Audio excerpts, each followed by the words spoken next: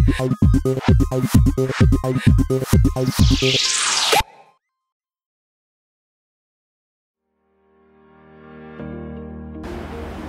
Insan Security, dimanapun Anda berada, ketemu kembali dengan pembelajaran dari CSI Indonesia, salah satu perusahaan BUJB terdepan, inovatif, dan modern. Baik, kali ini kita akan mempelajari tentang materi pelajaran komunikasi efektif. Komunikasi efektif ini sangat diperlukan oleh seluruh insan security dimanapun Anda berada, terutama pada pimpinan-pimpinan yang bertanggung jawab di lokasi. Baik, insan security, kita lanjutkan dengan pembahasan kita selanjutnya, yaitu tentang komunikasi efektif. Seperti yang saya sampaikan tadi, bahwa komunikasi efektif sangatlah penting bagi para pemimpin dan insan security dalam berkomunikasi, baik kepada customer, pengunjung, ataupun klien. Apakah itu komunikasi efektif? Komunikasi efektif adalah pertukaran ide, perasaan yang menghasilkan suatu sikap dan tindakan perubahan secara cepat, sehingga terjalin hubungan yang saling mengerti antara orang yang berkomunikasi. Artinya bahwa komunikasi efektif ini harus dilakukan oleh dua atau lebih dari dua orang, sehingga komunikasi itu bisa berjalan dengan lancar. Kemudian, apakah tujuan komunikasi efektif? Baik, saya akan menjelaskan sedikit.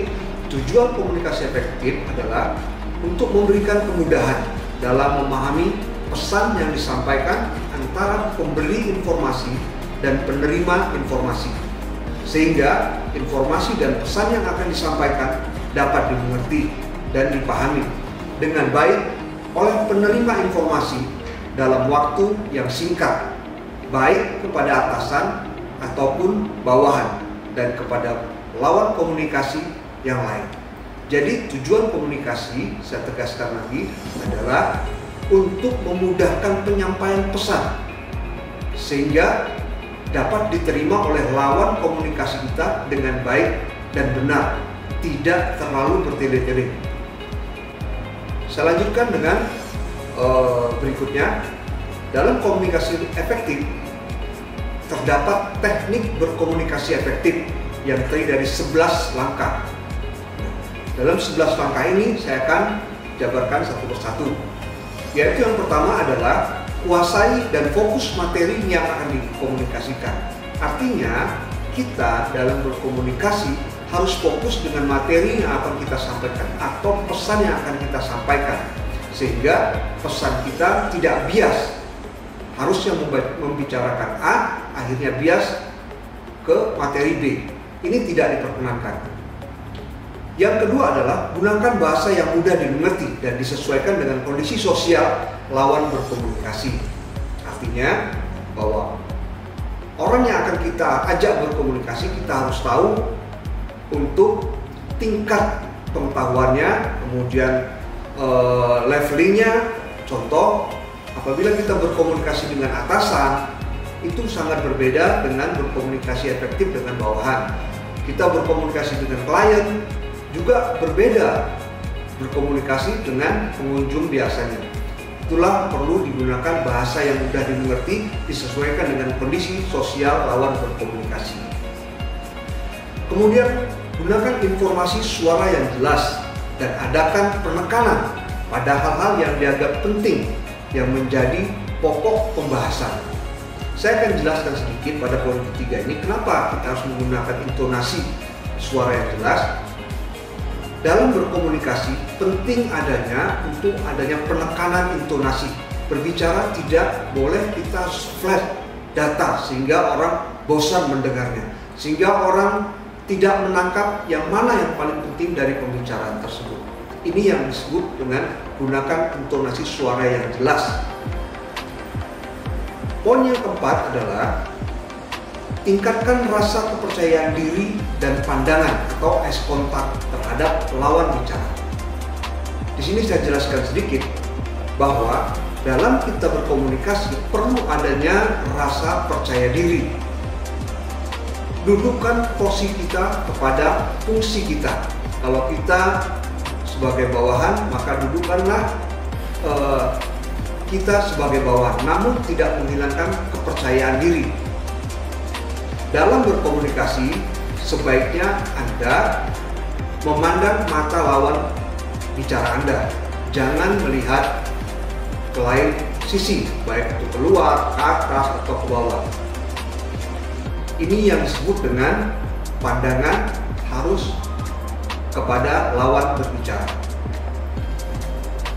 Dalam tingkat rasa kepercayaan diri, kadangkala ada kita merasa tidak sepadan dengan lawan bicara kita. Ini harus dihilangkan. Kadangkala juga kita ada merasa lebih tinggi kepercayaan diri kita jika kita ngomong, berbicara atau berkomunikasi kepada bawah. Ini juga harus dihilangkan sehingga komunikasi kita dapat diterima dengan baik oleh lawan komunikasi. Yang kelima, rekan-rekan security manapun Anda berada, yaitu ciptakan suasana komunikasi dua arah atau two traffic. Artinya, kalau kita berbicara atau berkomunikasi dengan lawan bicara kita, jangan sekali-sekali hanya kita yang mendominasi sampai dengan akhir pembicaraan. Ajaklah lawan komunikasi kita untuk menanggapi. Ajaklah lawan bicara kita untuk merespon apa yang kita komunikasikan, sehingga bisa mempunyai dua arah. Yang keenam, yaitu pilihlah waktu dan tempat yang nyaman dan tepat. Nah, ini sangat penting bagi rekan-rekan security dimanapun Anda berada kalau berkomunikasi atau menggunakan teknik komunikasi efektif. Pilih waktu dan tempat yang nyaman. Berkomunikasilah kepada lawan bicara kita dalam waktu-waktu yang tepat, dalam waktu-waktu yang nyaman. Kalau itu sangat penting. Jangan melakukan komunikasi dengan lawan bicara kita pada saat orang yang akan kita ajak dalam kondisi yang waktu yang sempit, kemudian banyak kegiatan. Itu tidak diperkenankan. Kemudian pilihlah tempat yang nyaman. Artinya, pilihlah tempat berkomunikasi dalam situasi yang nyaman. Mungkin dalam ruangan yang tertentu, ruangan yang dingin, atau ruangan yang nyaman yang lainnya. Jangan sekali-sekali kita mengajak komunikasi lawan berbicara kita dalam tempat yang penuh dengan keramaian atau pada tempat yang sangat crowded.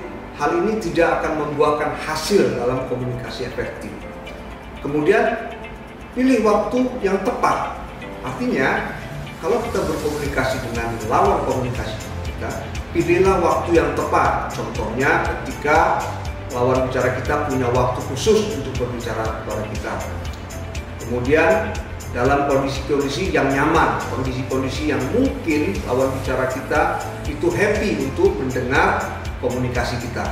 Jangan sekali-sekali kita mengajak lawan komunikasi kita dalam waktu yang tidak tepat. Contohnya dalam situasi yang tergesa-gesa, atau contoh dalam lawan bicara kita dalam posisi atau kondisi yang terdesak, mungkin dari situasi atau pekerjaannya. Nah, kita lanjutkan teknik berkomunikasi efektif yang ketujuh, yaitu tentang pemberian informasi secara runtut. Artinya dari hal yang umum ke hal yang khusus. Jika kita berkomunikasi, maka aturlah pembicaraan kita secara teratur atau runtut. Berbicaralah diawali dengan posisi yang umum, baru ke hal yang khusus. Jangan sebaliknya yang khusus pada umum. Kalau itu kita lakukan, maka tidak akan tercapai, tidak fokus apa yang akan kita bicarakan. Endingnya tidak akan dapat. Maka untuk endingnya dapat, kita harus berbicara dari hal yang umum dulu sebagai pengantar, baru dilanjutkan kepada hal yang khusus sebagai poinnya. Yang kedelapan adalah hadirkan gestur dan kata-kata yang memperlihatkan kesetujuan jika itu kita setujui. Yang dimaksud dengan gestur yaitu perlihatkan bentuk tubuh kita atau gestur tubuh kita, atau mengangguk atau mengiyakan jika kita setuju, sehingga lawan berbicara kita merasa bahwa apa yang disampaikan, apa yang dikomunikasikan kita dapat mengerti dan kita kita dapat meresponnya sehingga lawan bicara kita menghargai apa yang dibicarakannya. Kemudian hadirkan kata-kata yang halus jika tidak sesuai dengan pendapat sendiri. Saya jelaskan sedikit pada poin 9 ini, hadirkan kata-kata yang halus. Artinya, jika kita tidak setuju dengan pendapat atau komunikasi yang dibicarakan oleh lawan bicara kita, maka janganlah sekali-sekali untuk mengatakan dengan bahasa yang tidak sopan. Lakukanlah dengan bahasa yang halus. Contoh, baik Pak, mungkin ada baiknya seperti ini. Saran saya seperti ini. Mungkin itu salah Pak, atau lain sebagainya. Tidak diperkenankan untuk mengatakan hal yang sangat kasar. Oh, itu tidak boleh Pak. Oh, itu tidak bisa. Tidak diperkenankan seperti itu.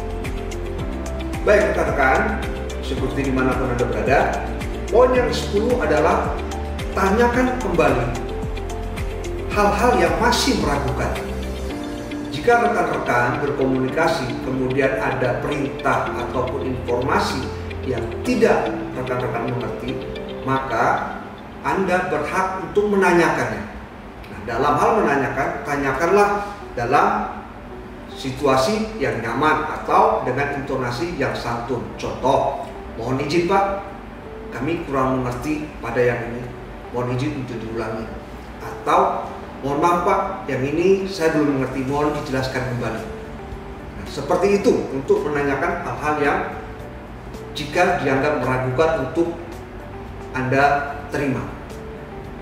Dan poin yang 11 yaitu, atau poin yang terakhir dalam teknik berkomunikasi efektif, yaitu berikan penjelasan lebih singkat dan sederhana jika perlu pengulangan informasi. Baik rekan-rekan, kadang-kadang kita setelah memberikan informasi atau berkomunikasi, kadang-kadang ada seseorang yang tidak mengerti.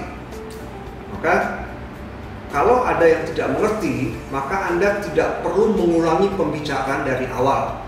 Tanyakan kembali hal yang mana yang belum dimengerti, maka jawablah hal yang tidak dimengerti tersebut, sehingga Anda tidak membuang waktu dan tidak menjelaskan dari awal kembali. Demikian teknik berkomunikasi efektif.